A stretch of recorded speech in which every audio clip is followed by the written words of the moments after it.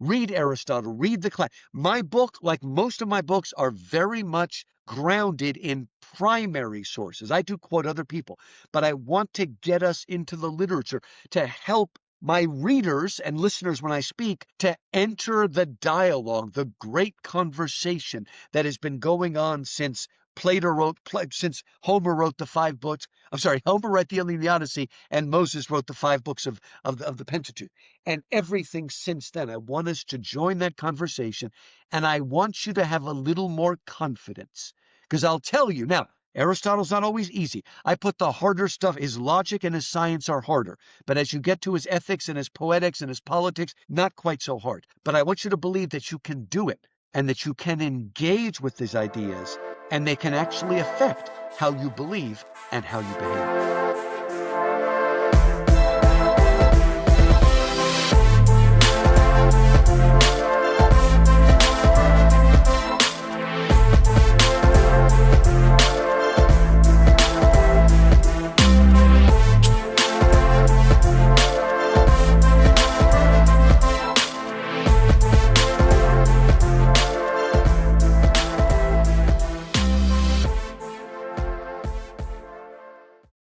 Well, hi there, friends. Welcome to another episode of the Faith Roundtable. I'm your host, Josh Burtram. Here at the Faith Roundtable, of course, we check out all sorts of scholars and theologians, philosophers, leaders, thought leaders in the Christian world, trying to understand what's happening in the church today, especially in America, but even beyond. And we're really excited. Of course, actually, I'm also the faithful host of the Faithful Politics podcast that happens here on this channel. So make sure that you're liking, subscribing, doing those things that help get this material out.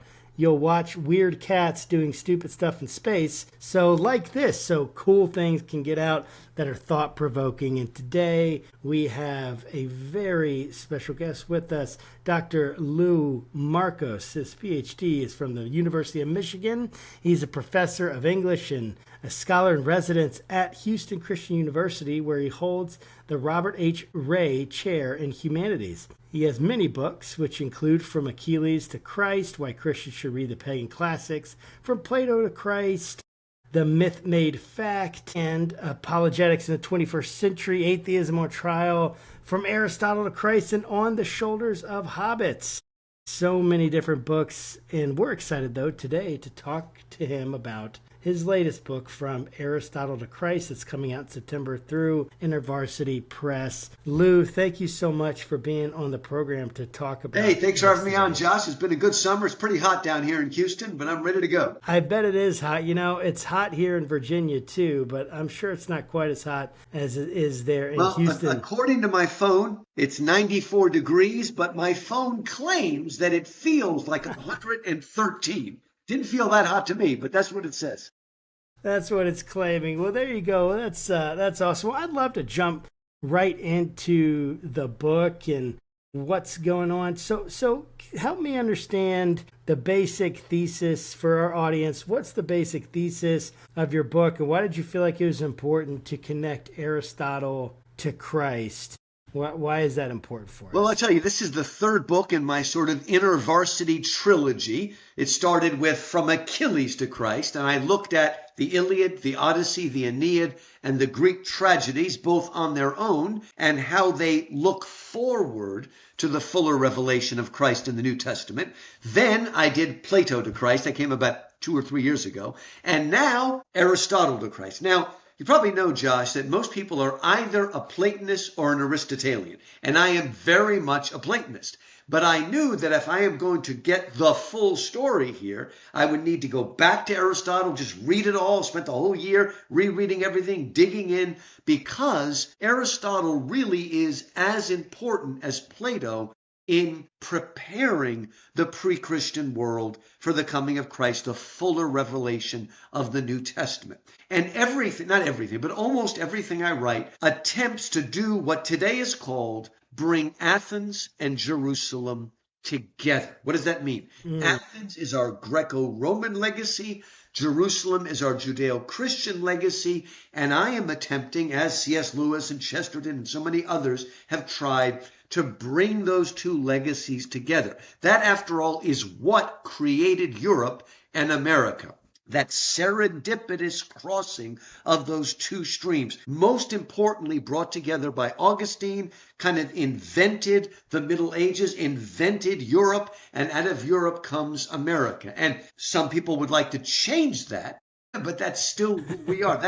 That is why we are the free nation that everybody's trying to come to, whether legally or illegally. They want to come here because we stand for something.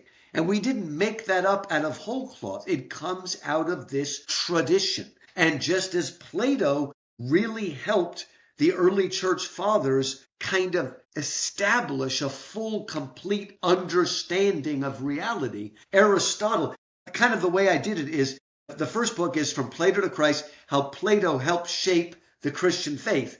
This one I told them, call it how Aristotle helped clarify the Christian faith, because Aristotle is the one who's even better than Plato at establishing categories of thought. Josh, when you think of a university, you go to university and you major in a certain discipline. That actually goes back to Aristotle. That sounds like I'm not exaggerating. Aristotle probably knew everything there was to know at the time he lived. Nobody could do that today. But he seems to have known just about all there was to know. And he basically wrote a book, a treatise on every one of what we think of as majors. So he wrote on poetics. He wrote on ethics. He wrote on metaphysics. He wrote on physics. He wrote on biology, on politics. I mean, every single thing. That's the way we think today. He broke it into those discrete categories. Now, he also very much invented the category of logic. But really, Josh, as most thinkers think of it, and I do myself, logic is really his base or his foundation on which everything else rests. Logical things that are obvious, but they're not obvious till someone says them, like the law of non-contradiction. A cannot equal B at the same time and in the same way. That's a kind. They can't be the same at the same time. That again, these things sometimes what Aristotle says sounds obvious, but it's not obvious till someone expresses it and puts it. And I'll say one more thing before we dive in. At the core of what I'm doing in this book and the Plato book and so many others is the quote, the verse in the Bible that says, Jesus came in the fullness of time. Josh, God did not take a globe and spin it and put his finger. You ever do that? Here's where I'm going to live. You spin the globe, you always end up in the middle of the Atlantic Ocean somewhere. But it wasn't random. God incarnated himself in human history at a specific time in a specific place. And although I think a goodly number of Christians understand that in sort of political geographical terms, because it was during the Roman Empire when the world was united with a common language, which was actually Greek at that point, with a common language and with safe roads. The Romans had gotten rid of the Houthis so that you could have free trade. Whatever you think about politics, one thing that a nation's supposed to do is allow for freedom of travel along the roads and along the waterways. And if it wasn't for the Roman Pax Romana, the peace of Rome, if it wasn't for that, Paul would not have been able to spread the gospel across the great Roman roads. I think most would agree with that. But I would argue just as much fullness of time also refers to Greek philosophy and Greek philosophical thought, which also laid a foundation giving the early church a language in which to express doctrine. Doesn't mean they just took Plato. A lot of people have these conspiracy theories, right? It was Christian doctrine, but one needs a language, a container to express that. And Plato and Aristotle together helped us do that, both metaphysically and especially for Aristotle, ethically. So how is it that Plato, I'd love for you to go into more depth on this, how is it that Plato set up the conceptual and intellectual atmosphere in which Christianity could spread? What you could help me before we dig even into the book more, maybe you could help our audience understand what did Plato contribute that really set the groundwork and the framework for this, and I'm assuming kind of this the acceptance of the gospel among Gentiles in particular. Not that Jews had no influence. So obviously they're influenced by Plato because they lived at that time. But Aristotle and Plato, like, how does Plato, how did he create the groundwork? And then how did Aristotle build on that and create the groundwork? Well, starting with Plato, maybe the easiest way to say it is that ultimately speaking, the unseen world is more real than the seen world. That sounds crazy. That sounds counterintuitive, right? But Plato gives us the concept of the form, sometimes known as the ideas, right? In this world, we have all different kinds of chairs, a little bit different shape, different color, different texture, etc., etc. But we recognize all of them as chairs because they are all imitating the form or idea of the chair, chairness, chair with a capital C, that exists in the metaphysical, supernatural realm. That's not just true for things, it's true for ideas. So we have lots of truths in our world, truth with a small t, but all of them point to truth with a capital T, absolute truth that exists in the heavens. And that is absolutely essential. Now, I believe that we see a reflection of Platonism in Hebrews, not because I think that Paul or whoever wrote Hebrews, not because I necessarily think this person is actually quoting Plato, but because Hebrews tells us Plato got something right. What did he get right? Remember in Hebrews, the earthly temple is ultimately a reflection of the real temple, the throne room of God. Now, let me show you how crazy terminology can be, Josh. Plato's worldview that passed down to Christians, Orthodox Christians, is called realism.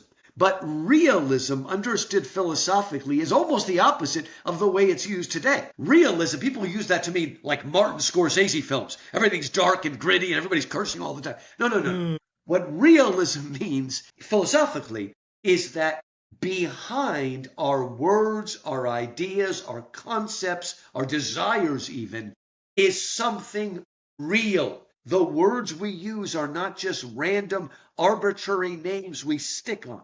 Behind them is a reality that is there. That doesn't mean we can always get it or figure it out, but the reality is there.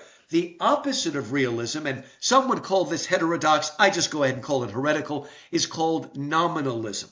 Now, nominalism means literally in name only. Nominalism says the words we use are just names and nothing else. There is nothing that is absolute beyond us. And so now, the difference is that sometimes Plato seemed to think of our world only as a shadow. Our world is real, right? But as C.S. Lewis, the greatest modern Platonist from my point of view, as C.S. Lewis reminds us, it's not that the world is unreal.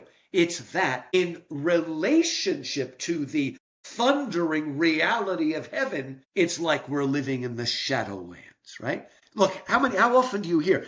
This is this idea that heaven is like earth with all the stuff thrown out. Not in real scripture. And N.T. Wright is above everybody has helped us to remember that heaven is going to be more real than earth. That in a weird way, heaven is even more concrete than we are. Concrete in a transformed way, like our resurrection bodies in a way will be even more concrete than they are to here. But again, in a trans way. The word trans has changed its meaning, hasn't it, since Plato.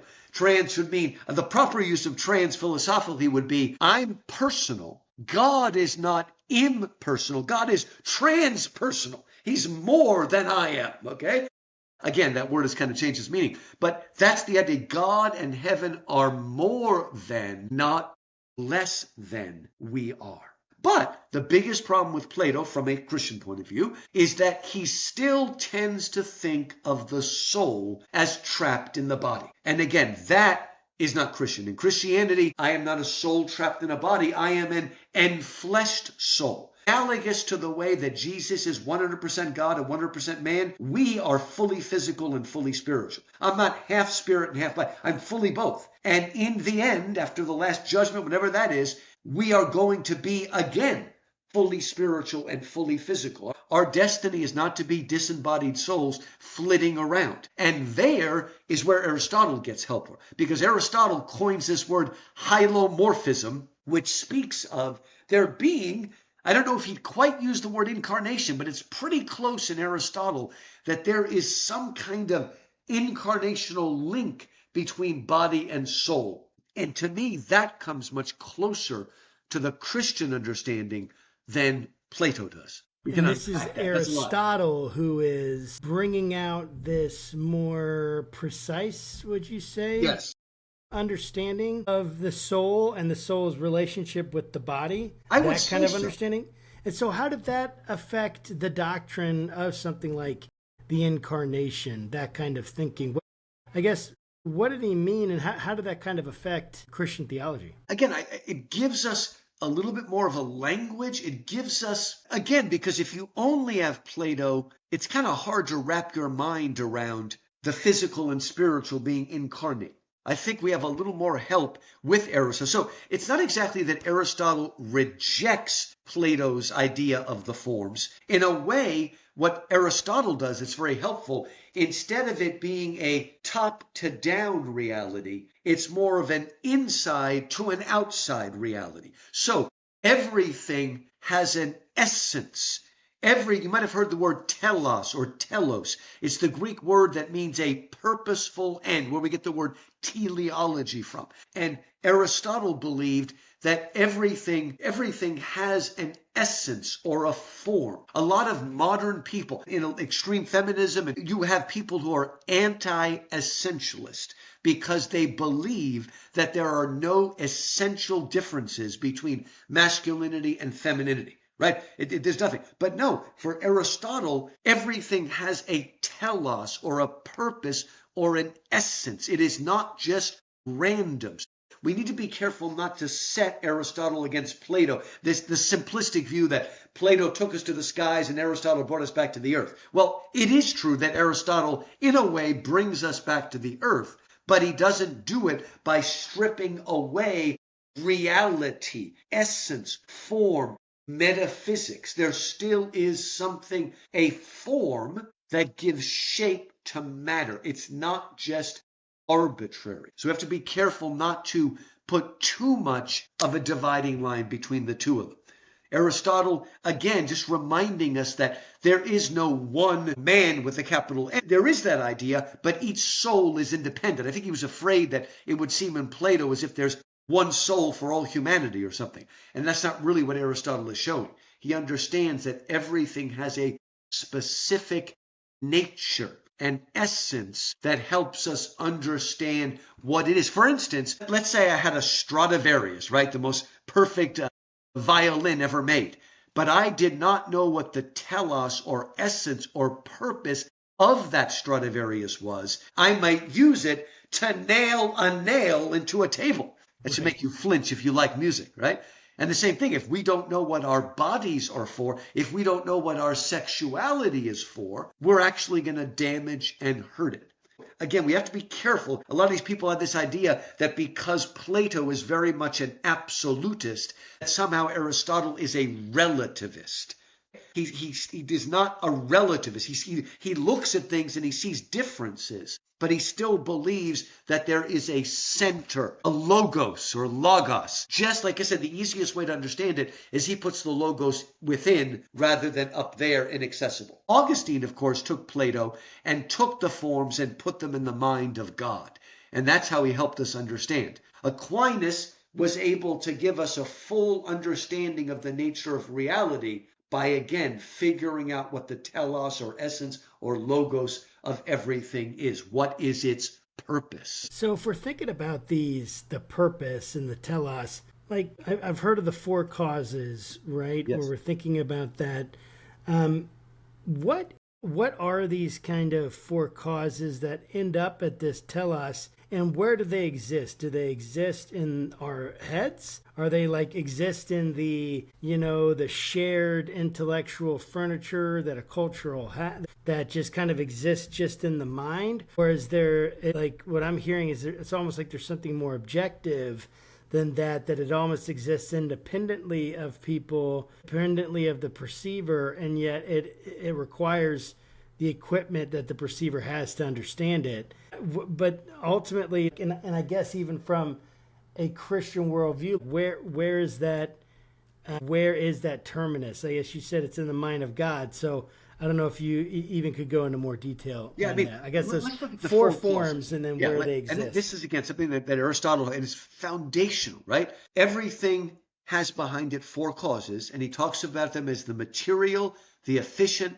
the formal, and the final. Example that's often used, if you look at the famous statue of David by Michelangelo, what is the material cause of that statue? The material cause is that one piece of flawed marble out of which the David was crafted. The efficient cause is the simple cause and effect, and that cause is Michelangelo, the sculptor himself. Then there is the formal cause. The formal cause is the shape or essence of the human body, which sort of pre-exists the statue, which is the form against which Michelangelo is working. That is a real thing that even precedes the matter, that the matter is shaped just like the seal coming before the wax. And then the seal impresses itself in the wax. And then the final cause, the real purpose, is to glorify man and to glorify God. Now, in our modern world, post-Enlightenment, since the Enlightenment, we seem to have narrowed ourselves. All we care about is the material cause, the stuff, and we care about the simple, efficient cause, but we have lopped off the final cause and the formal cause. We don't want to talk about it anymore. Spinoza, who's really the beginning of modernism, he's pretty early. Spinoza says there are only efficient causes. Just because you find an efficient cause, you go back, there's just another efficient cause. There is no final cause. In some ways, Spinoza is one of the first deconstructionists in a way, because you never get back to any original cause. It's just an unending line of efficient causes going back and back. The fancy way that postmodernists talk about it is the difference between a signifier and a signified. A signifier are the letters or the words that we use, the things. But the signified is what they point back to. When I use the word justice, those letters, the signifiers, Justice, am I pointing back to a reality, the form of justice with a capital J? Derrida and the deconstructionists would say, no, you take your signifier and you get back to what you think is a signified, but it's just another signifier going on, an unbroken chain of efficient causes that leads you nowhere. There is nothing to stop the play. There is no beginning. There is no arche, as in the word archaeology. There is no alpha, and there's no omega either, right? We are just in this constant play. So we need to regain the formal cause that tells us, see, the formal cause, again, is more like the essence of masculinity, or whatever it is, all these things that we keep pushing away, that there is and an that would essence. be like its core characteristics, right? Its core characteristic, its essence. What it is, the fancy word for that is ontology. Ontology is the study of thingness, what things are. Our age cares only about epistemology, the study of how we know things. So, for instance, if people study, I don't know, something like speaking in tongues, they don't care whether it exists or not. They're only studying the madness. I'm not a Pentecostal, I'm just using that as an example. They study the perception of or what we do, but whether or not it's real, they don't seem to care. And that to me has been the death of the university. There's nothing to stop the free play. There's nothing we're trying to get to. We're just got, and maybe that's a little bit fun, but ends up being sort of mental masturbation. It doesn't lead to any kind of change in belief or behavior or anything else. Lewis, Plato, and Aristotle both thought philosophy was important, right? It was real stuff that had real consequences as we move there. But we just want to stop short of that. We want to show how something evolved, but we don't want to really talk about, well, where did the system come? The DNA is sort of the formal cause. Well, where did that come from? Where did that essence come? And what is the final cause? I mean, from my point of view, if evolution was true, macroevolution, Darwinian macroevolution, then why did it stop with man? How did it know to stop with us? Why doesn't it keep going and going and going, right? Because in pure Darwinism, there is no final cause. There's just systems going on and on randomly without meaning.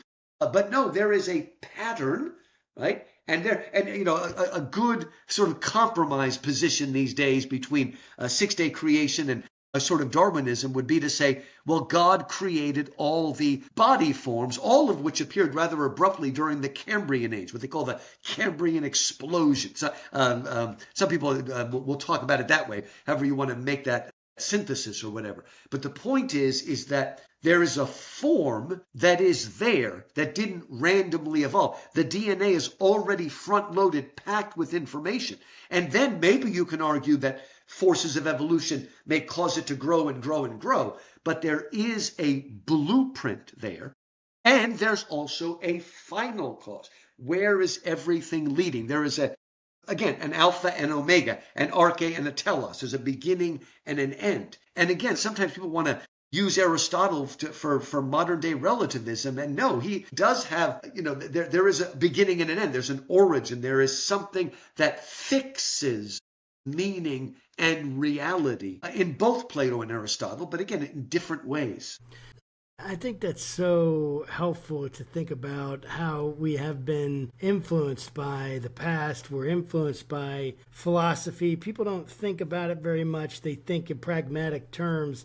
And yet all the concepts, like you're saying, they came from somewhere, common language, that we use, like justice and freedom and all. I mean, these are philosophical concepts that have been developed over time, right? We have a certain idea in our mind of what that is. Maybe that probably has something to do with how it was originally constructed, or maybe that kind of more objective form of it. But we kind of separate ourselves from philosophy because we stick to the pragmatic, and yet it's so influenced by that in everyday life. And I would love to even just getting to one thing, like thinking about the abstract, the philosophical, something that we talk about all the time is the idea of logic. And you talk about this in your book, right? It's in the first part of how to think logically.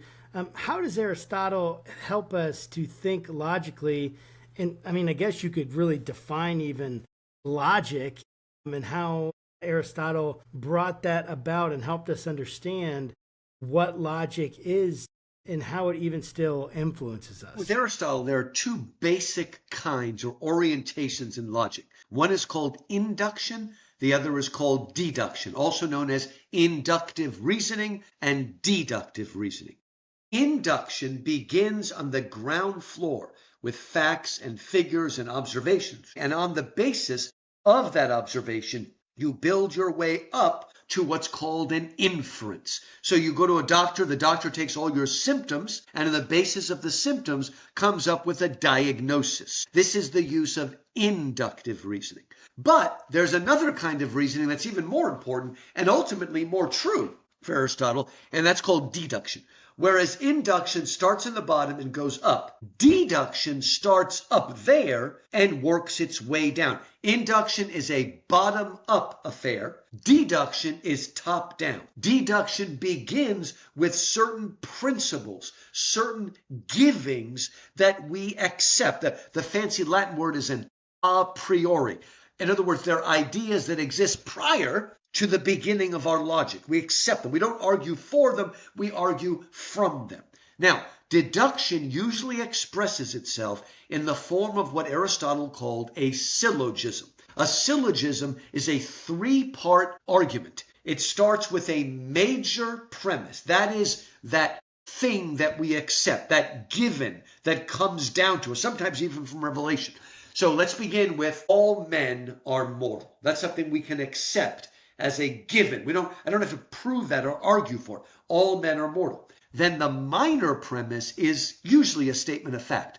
Socrates is a man. Again, that's a simple observational fact. But then in a syllogism, on the basis of my major premise, all men are mortal, and my minor premise, Socrates is a man, I can determine, therefore, Socrates is mortal. That's how that works. Now, a lot of people listening are thinking, I've never heard anybody in my life speak like that. That's because we almost never speak in syllogisms. We speak in enthymemes. What is an enthymeme? Fancy word, but it simply means a syllogism in which the major premise is left unstated. Sometimes it's the minor premise, but almost always it's the major premise left unstated. So what you do hear people say all the time is, Socrates is a man, therefore he is mortal. By the way, Josh, if you use the word therefore properly, you are making a syllogism. Presbyterians, by the way, love the word therefore whenever they look at Paul. Therefore.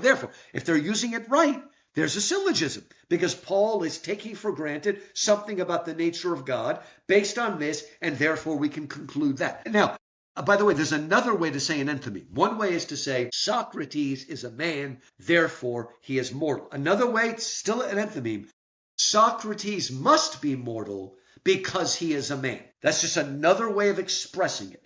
But again, nobody would dispute that. Socrates is a man, therefore, but you cannot get directly from Socrates is a man to therefore he is mortal. You can only get there by way of the unstated major premise, all men are mortal. Now, why do you speak in enthymemes? Sometimes it's because the major premise is so obvious that there's no reason to state it. In fact, the person might think you are patron. If I say, Melissa is on the dean's list, therefore she must be a good student, I don't have to tell you people on the dean's list are good students. You might even think I'm patronizing you.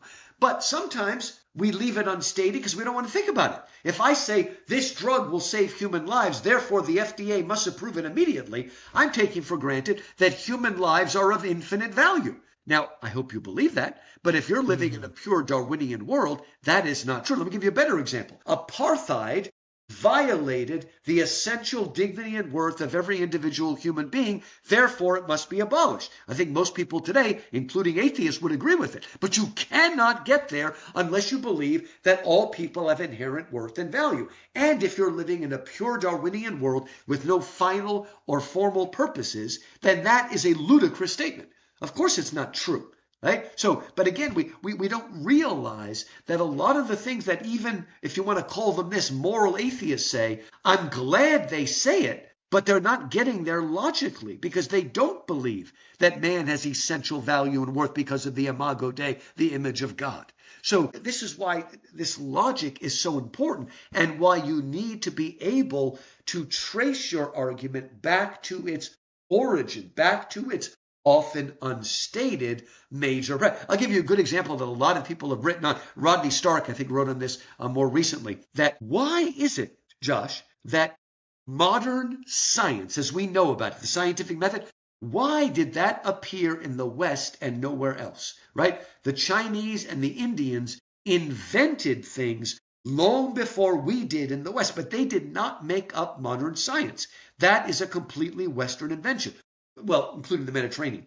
Why is that the case? It's the case because all of the early modern inventors of the scientific method, including Francis Bacon, were either Christians or strong theists. And because they were, they believed that this world was created by a God of order and harmony and balance, and that he wrote that order and harmony, and if we study it, we will discover that harmony because God made our senses and therefore we can trust them. So if you don't believe there is essential and inherent order and balance in the universe, and if you don't believe that our senses have the ability to perceive that order, then modern science is ludicrous. And in fact, in places like China, where the world is Maya, or India really, but also in Buddhism, the world is Maya. It's illusion, right? Not really, which is not the case for Plato. It's not illusion. And if everything is illusion and we can't trust our senses, if you ever read the Bhagavad Gita in Hinduism, if we can't trust our senses, then you can't do science, okay? So it's so ironic and crazy that science today is often used to try to disprove God when there would be no science if the early modern scientists did not have faith that God, or at least a creator of order, not the Greek pantheon, but an actual creator of order existed. You see how much comes out of that logic, Josh, once we understand that there's got to be a thing behind it. Now, a good example in modern politics is the government primarily a business. If you believe the government is a business, then it is best run by a businessman. If you don't believe the government is a business or should be run as, you see what I mean? So sometimes we can actually argue about our major premises because, we're still dealing with something that's ultimately man-made. But if we can't really have an argument, Josh, until we can understand what our underlying assumptions and worldview is before we can start actually having a real argument. So is the idea so inductive, like much of what we do, we make inferences to the best explanation. We're looking at all these different data points, and then we're trying to say, hey, this best explains with it, which I know that's abduction, but then that even gets a little bit more, even abduction I've seen and inference to the best of explanation are very related, but not necessarily equal, at least to my understanding. I don't know exactly the difference. Is that a lot of people that say they're doing induction are actually, I believe, doing deduction in disguise. Yeah, that's what I was kind of getting they're at. doing deduction. I mean, didn't Richard Dawkins just realize that? Richard Dawkins said, I'm a cultural Christian, because he suddenly realized without those things that a Judeo-Christian world takes for granted, he's going to be in a world he doesn't want to live in. So he's not willing to actually accept the reality of the major premise, but he wants to believe it's there because he's starting to realize everything. Let me just give you one more example. Immanuel Kant, who was certainly at least a theist, if not a Christian, certainly believed in God. He wanted to find what he thought would be a more firm foundation for moral ethical behavior, because he thought things like Revelation, Ten Commandments, Sermon on the Mount, he thought that's not firm enough. We're going to lose it. So he wanted to find a way to arrive at moral ethical behavior by pure reason and logic. Let's not even talk about how do we know we can trust our reason, because we can only trust our reason if our reason somehow transcends this world. But we won't even go there. So he says, there's something I want to do. I would like to pick up a rock and throw it through that window and take what I want from that store. All right, should I do it? Well, what I do is first I take what I want to do and turn it into a principle. It is all right for me to throw a rock through that window and take what I want. Then you're supposed to take that principle and universalize it into a maxim. It is all right for anyone at any time to throw a rock through the window and take what he wants. Now, try to put that into practice. What you end up with is societal chaos. So don't do it. Now, this is a logical way of arriving at do unto others as you would have them do unto you, but it still takes for granted that an orderly world is better than a chaotic world. It also takes for granted that a person should always do that which is his duty. But again, duty is part of what C.S. Lewis called the Tao, T-A-O, part of that universal moral, cross-cultural, ethical code that is imposed upon us and that is not simply man-made. So again, that kind of thinking is very important to any kind of Judeo-Christian set of ethical, moral principles that are somehow binding on us, no matter our race, our religion, our creed, whatever, our culture. And also no matter when we live. Is it kind of like that our inductive intuitions and the way that we go according to these rules of logic and these canons of logic, especially established by Aristotle? I mean, essentially he discovered them. He didn't create them. Right? He discovered what was there. Right. So this idea is that, or he was able to articulate into language what was there. So is the idea like, hey, we all work in this and like we try to reason inductively, but we're always doing that within a deductive framework. We're always doing that within certain ultimate assumptions, and often those are hidden premises, right? They're not stated, they're not made explicit. And so it's like almost like that's where the infinite regress ideas and all of that's where those kind of break down, and why it's so important that there is this telos, because otherwise there's not really any kind of foundation on which to actually reason deductively. Yeah, am I getting that correct? Right. That is, by the way, almost all of Aristotle's proofs of the existence of God, which passed down to Anselm, passed down to Aquinas, are based on that phrase you just said, infinite regress. If we don't have something to begin motion, then we will go on forever, infinitely regressing and never come to a start. Now, again, somebody like Nietzsche has no problem with that. That's what he wants. I never want to come to an end, right? But Okay, But how can he have no problem with that if I know it's kind of crazy. I mean, he wants the Ubermans, the Overman, the Superman to come and assert himself. But even the modern day progressive, if your standard of everything is progress, how do you know when you've achieved it? You get somewhere and then you move on again. There's nothing.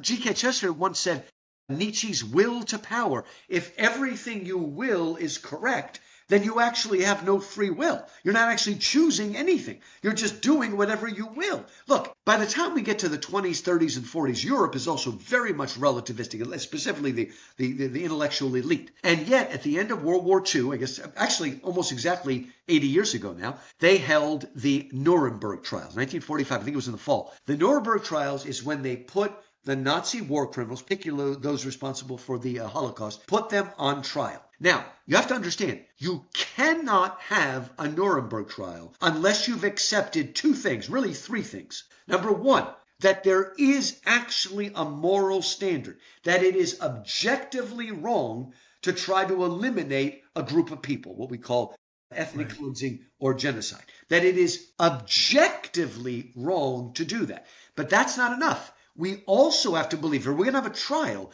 we have to believe, number two, that the Nazis knew that it was wrong as well, but number three, they actually did it.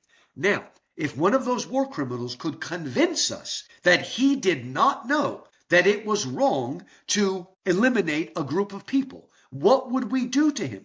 We wouldn't put him in jail. We would put him in a facility called an insane asylum, because we would immediately recognize that there is something mentally, ethically broken about this person.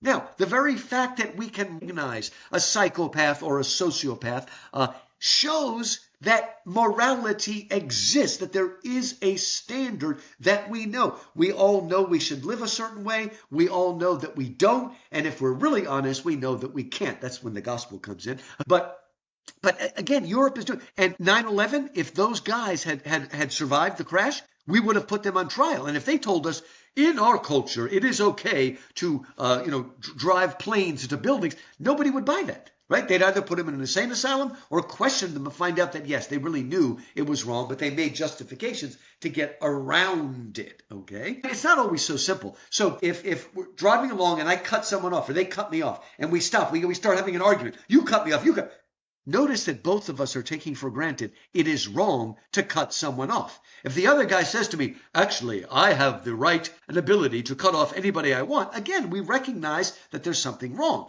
Now, what I mean by it being complex, Josh, I might say this. Let's say I was the person that cut you off. I might say, all right, Josh, I concede that technically speaking, I did cut you off. However, if you were a responsible and attentive driver, you would have seen that 18-wheeler barreling down on my butt, and you would have slowed down to allow me to move over. You forced me to cut you off because you did not pay attention to you see what I mean? It's not always super simple. But what I'm now saying is, yes, the standard is correct, but there were mitigating certain circumstances that forced me to take a sudden action and move in front of you so I wouldn't get run over. Does that make sense? it does make sense. And so, I'm just thinking about the kinds of arguments that come today, in the church and the things that people struggle with. Let me throw something out there, thinking about the idea of inspiration. Like, what kind of, how would Aristotle and his understanding of the world and the tools that he gave us, how does that help us understand and work through something like, how did God speak through these people over 1,000 years or more, right? At least 40 authors, 66 books, all that.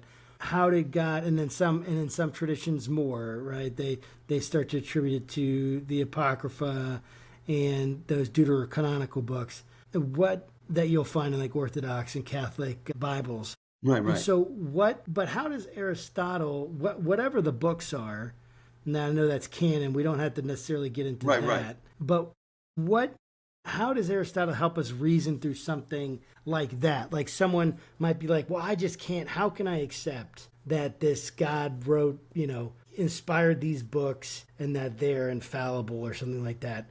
How does it help us frame that question and understand? It is hard because in Plato, it is hard to imagine an incarnation, the invisible God taking on human form and being a man.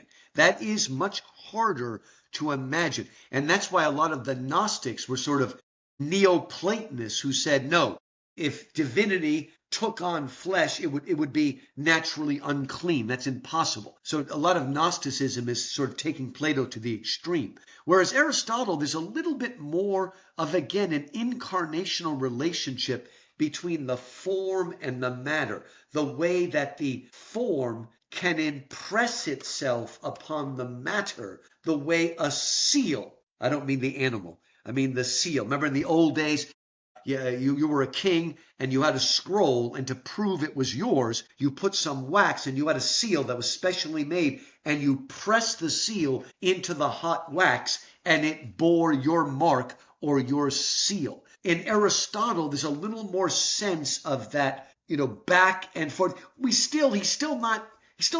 don't have a absolutely personal God. There's still, God is the unmoved mover. He's still a little bit more impersonal. Okay, we haven't got to the full revelation of the Bible, but we do have a little bit more sense of action and interaction. I don't know if you know this, Josh, but the phrase nature abhors a vacuum is actually not true. Okay, that's what Aristotle believed, and it turned out, as far as we know, that he was wrong. There is lots, but for Aristotle, there can't be a vacuum because everything pushes everything else. Okay, Aristotle had to put the earth at the center. That was the only way he could explain what we call gravity. How does everything push to the center? So this pushes this. That's why, even though it looks like it's empty up there, it's this fifth element called ether. And all of the planets are fixed in these crystalline spheres that are made out of ether. And one thing pushes another. That's why if we're born under a certain star or constellation or planet, it can have an influence on us, right? If we're born under the moon, it brings lunacy, right? And if we're born under Mars, become martial, soldier-like, right? This idea, and that, by the way, that's the origin of even today, this crazy notion of astrology is that if I know the exact time you were born, and I can figure out what you can on your laptop, right, with the free thing, a free app, you can figure out exactly what the night sky was configured like the moment you were born, then you can figure out how you were influenced, right? Now, of course, the church said influence is not the same thing as predestination. It doesn't determine you, but I mean, we are influenced by our environment, by everything that's around us. I don't think it's that crazy of an idea. But the point is that there is a little bit more of correspondence and back and forth in the Aristotelian universe. It's all moving. Now, for both Plato and Aristotle, we lived in a two-tiered universe, and the dividing point was the moon. Everything beneath the moon, sub-lunar, everything beneath the moon was in constant change, turning, life, death, birth, decay, all that. But everything above the moon, the top part, was perfect. It was moving, but circles, Aristotle believed, were perfect. If you move in a perfect circle, then there is no change or decay. It is perfection. Solomon said, there's nothing new under the sun. Aristotle would have said there's nothing new under the moon. But it's a similar idea to the fact that our world is in constant change and flux. But there is something above that is fixed and eternal, but it's also moving and it's dynamic. And the movement of the stars exerts an influence upon our world. And by the way, we don't have time to go into it, but Michael Ward, one of my colleagues, his great thesis about the Narnia books called Planet Narnia is that the 7 books of Narnia incarnate the 7 influences of the 7 medieval planets. And that's a lot of fun. And I'll talk a little bit about it. And it pops up in Chaucer and all sorts of people. But it's the idea that we live in a meaningful universe where there is a kind of communication there that can pass down. It is possible for it to pass down. Again, like I said, that kind of language allows us to organize things that we can know. Even if we can't know perfectly, we can know and we can study and we can draw closer. And that's why people are shocked by this. I think most people would understand that for Plato, the life of contemplation is superior to the life of action. The life of the philosopher king is superior. What you might not know if you didn't read carefully the end of Politics is that and also Ethics, for Aristotle, it's also the case that the life of contemplation is superior to the life of action. That's why we have to be careful if we too simplistically say Aristotle brought things back to the earth. He doesn't want us all to leave, but he even understands that the whole reason for a true sort of democratic republic is to allow people leisure to contemplate and learn and grow, which is beautiful. It is beautiful. And so if someone is coming, I'm a pastor. I have people that have questions, all sorts of questions, things like that come up. And if I'm trying to encourage someone to work through a thorny issue, or even myself, like I mentioned, like inspiration, how would we start to work through one of these doctrines, kind of using,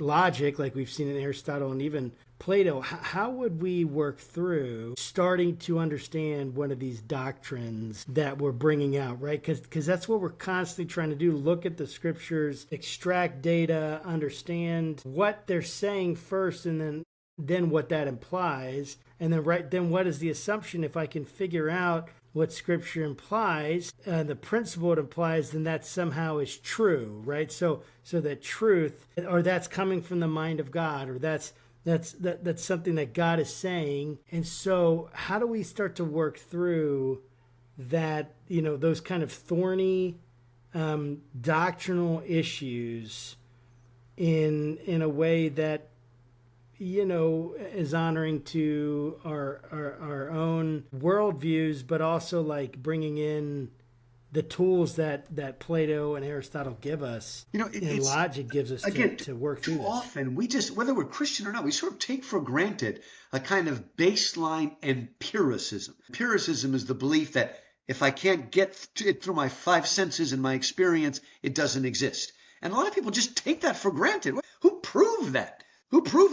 There are realities beyond our five senses.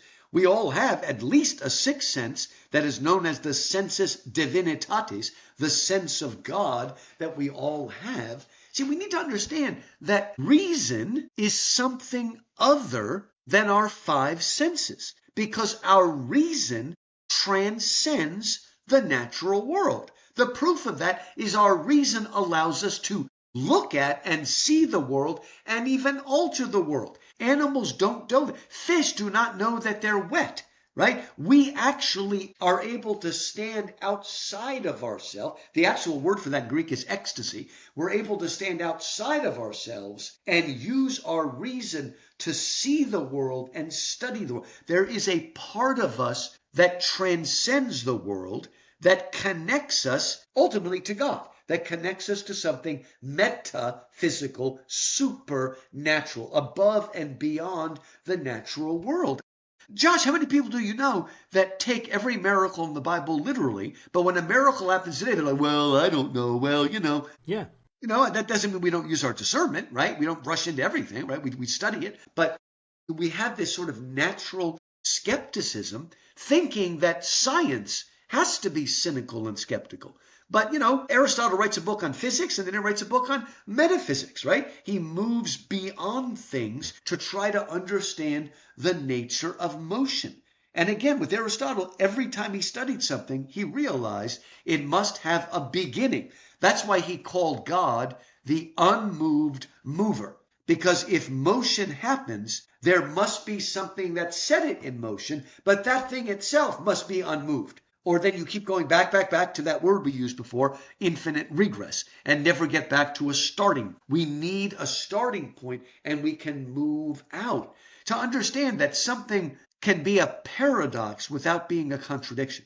We need to understand that there are more dimensions than we see, that there is something beyond that we can apply our reason to understanding, even if it's not irrational, but supra-rational or trans-rational. And people like Plato and Aristotle can help us think outside of the box and to realize we can't know everything about it, but we can know something about it, that we can actually trust our reason to take us there. So why do you think that empiricism and even like this idea of scientism, that science and the scientific method is the only way to ascertain truth or anything approximate to truth? Why do you think that's so powerful today? Why do you think that's so widespread? I think because we have bought into what's often called the Enlightenment split. It is this thing we take for granted, but it's artificial, that there's a dividing line, and on one side is reason, and the other is imagination, or reason and revelation. Logic, intuition. History, myth. Science, religion. Facts, values, right? And it amazes me that so many feminists buy into this, because part of the binary is also masculine, feminine, right? You trust the masculine, not the feminine. So it's sort of ironic that they do that, right? It's like feminist scholars who like the Gnostic Gospels, even though the Gnostic Gospels border on the misogynistic, because we don't like the feminine. The feminine creates more bodies and matter's bad. We could go on there forever. But what I'm getting at is sometimes we don't realize the implications of what we say we believe. Right? That there is something in between. That Jesus can be what Chesterton and Lewis and Tolkien love to say, Christianity is a true myth. It is a myth because it explains the nature of things, origins and destinations, right? But it's true because it actually happened in real historical time and space, unlike the Greek and Roman myths. I wrote a book called The Myth Made Fact, Reading Greek and Roman Mythology Through Christian Eyes. And we can go back and we can learn something, right? Even though the actual myths of, say, Ovid did not actually happen in real time and place, they help us to answer, or at least ask, and sometimes answer questions that are at the nature of who we are. What is the nature of God, man, the universe, all of that sort of stuff. Christianity brings the two, combines the two together. We have to not be afraid of anything that smacks of myth. You know, let me just tell you a quick story, and it's a true story. Many years ago, there was a radio evangelist, a very good, godly man, led a lot of people to Christ, but he was telling people not to read C.S. Lewis. And because my parents lived in Florida at the time, I went to talk to him. And as I expected, he'd never read anything by Lewis. He'd read something on the internet that said Lewis was a heretic. But that didn't surprise me. What surprised me, and this was a godly man, I said to him, "Sir, what have you read by C.S. Lewis? Have you read the Chronicles of Narnia?" And he said, "Since I became a believer 40 years ago, I have not read a single work of fiction." I mean, he even meant he didn't read the Left Behind series, which is probably a good thing. Okay, now, what's the point here? Okay, if you ask that man, why do you not read fiction? He would tell you, because I'm a Christian. But I would argue that the real reason he doesn't read fiction is not because he's a Christian, but because he's a modernist who doesn't know he's a modernist, who does not know that he has bought, as most of us have, into this artificial notion that it's only real if I can see it, smell it, taste it, touch it, or hear it. And there are things beyond. I mean, Jesus taught in parables. Parables are fictional short stories that Jesus made up to illustrate a truth. Now, sometimes they point to a truth, like the parable of the tenants is pointing to the fact that he's going to send his son, or, you know, all these different things. And some people believe that the Lazarus and rich man story is historically accurate because it's the only parable that has a name, Lazarus, but it's probably mythical too. I mean, I want to believe it because we want more information about the afterlife, right, Josh? But, you know, compared to all the other there's no, but again, we just have to break out of this box and understand, in that famous line from Hamlet, there are more things in heaven and earth, Horatio, than are dreamt of in your philosophy. So we need to be open to these things with discernment, okay? Because, you know, now we have to be careful because, Josh, I don't know if your listeners understand this, but more or less, the new atheists are dead, okay? The new atheism is dead. People are moving now to the other extreme of an extreme kind of new age. We could still use that word today. We have to be careful because there's dangers on the other side. The main danger is if it's spiritual, it must be good. That's very dangerous, Josh, because there's good spirituality and there's bad spirituality. And the bad spirituality is something you don't want to mess with. So again, we have to be careful, but we're in flux. I'll tell you what we do need to do. We need to tell the better story. We need to tell the better narrative of why things are the way they are. And even there, Plato and Aristotle, you know, their philosophy does tell a story about the nature of reality, about a meaningful universe that is in motion, that has a deep set purpose and essence, and isn't just random atoms floating through the void and colliding with each other for no reason whatsoever. So again, Yes. Plato and Aristotle are different, but I think the similarities are more important in allowing us to liberate ourselves from a kind of materialism that never allows us to lift our face out of the ground. That's so good. So if you could put into into a paragraph what you want this book to do, what do you want it to accomplish? Okay, Even what kind I of want people to stories? understand, and this is something that is as much in the Catholic Aquinas as it is in the Institutes of John Calvin. Okay, all believing Christians believe in the distinction between general revelation and special revelation. Special revelation is when God speaks directly. Old Testament, New Testament, prophets, supremely Christ himself. But folks, before Jesus came, God did not ignore 99% of humanity. Only to the Jews did he speak directly, special revelation. But he spoke to the Gentiles through what is called general revelation, the way God speaks to all people through creation, through our conscience, through our reason, through our imagination. God speaks. Now, thank the Lord, we have the Bible as our touchstone against which to measure things. But there are real truths in Plato and Aristotle and Homer and Virgil and Cicero and Herodotus and Thucydides and Sophocles and Euripides, all the classical, pre-Christian classical writers. There are truths there that we can learn from. Again, we have to be discerning as in everything, but we can learn from those truths and they can equip us. I'll end with this. One of the reasons I wrote Plato to Christ is because, okay, if you go back 20 or 30 years ago, if you were in the mainline denomination, not a good Baptist like me, but if you were in the mainline denomination, if there was anything you didn't like in Christianity, you could always get around it by saying, well, that's Paul. I only believe in the words in red. I love when people say they don't understand that the words in red tell us more about devils and hell and damnation than anywhere else in the Bible, and Paul's always talking about grace. But let's not go there. Okay, I was finding that more and more of my fellow evangelicals the last 10, 15 years, if there was something they didn't like in Christianity, they blamed it on Plato. Right? And a lot of what they blamed on Plato was hierarchy. And guess what? Hierarchy is one of the things that Plato got right, okay? We don't live in a flat world of equity. We live in a world where all human beings have eternal, essential, and eternal value and worth, but we are not all the same. Plato and Aristotle give us a better understanding of hierarchy and where we are so that we can understand our role and our purpose and not fall into a flat LCD, lowest common denominator world. So again, there's lots of stuff. I want you to start reading. Read Aristotle, read the class. My book, like most of my books, are very much grounded in primary sources. I do quote other people, but I want to get us into the literature to help my readers and listeners when I speak to enter the dialogue, the great conversation that has been going on since since Homer wrote the 5 books. I'm sorry, Homer wrote the Iliad and the Odyssey, and Moses wrote the 5 books of the Pentateuch.